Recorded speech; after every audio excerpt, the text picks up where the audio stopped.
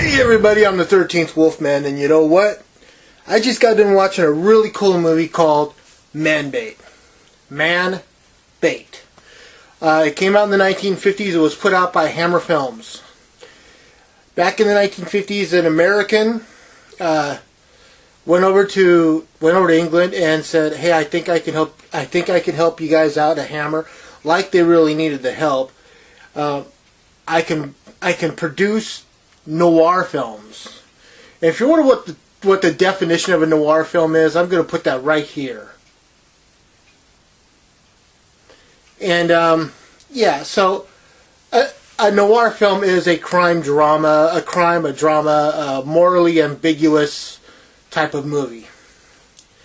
So Man Bait came out, and just to give you an idea of what the movie's about, I'll give you the synopsis. The married owner of a bookstore is attracted to a sexy blonde clerk that he has working for him. Finally, he gives into his temptation and makes a pass at her. But this only results in him getting immersed in a blackmail type scheme and murder. You know.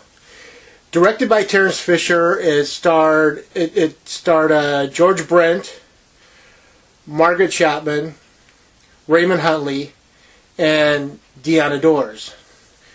It was directed by Terence Fisher. It was written by Frederick Knott, and James Hadley did the original story, I guess is what you would say. So it's an interesting movie. It's like an hour and 17 minutes long, so it just goes by in no time. But Deanna Dors, it's kind of funny, in this movie they say introducing Deanna Dors, but she had made like 12 movies or something like that before this movie was ever made. So it was just, I guess it's because these were made over in the UK, so more of like an introducing her to the UK people. You know, Hammer put it out, like I said. Hammer they didn't just do horror. They did horror, they did noir, they did dramas type stuff, but they're really known for their horror. And Terence Fisher, the director of this movie, went on to direct a lot of like Revenge of Frankenstein and Horror of Dracula. I believe he did Curse of the Werewolf also. You know, he did all these great movies. But like I said, Deanna Dors was an adorable little blonde thing. She just, so cute. This is a really cool movie. I mean, if you're into watching like classic films like I am, I mean, I love my horror, don't get me wrong. Horror everywhere, you know, but I do have a lot of classic black and white classic type movies, you know. These are black and white. The sound in this, now the sound quality in this is just kind of so-so. I'll be honest. I mean, there's a lot of popping, it looks like an old movie.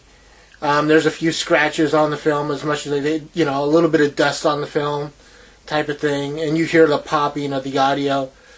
And in a way, it's kind of cool because it gives you that, you know, this is how they would have seen it back on TV back in the 50s or 60s, you know.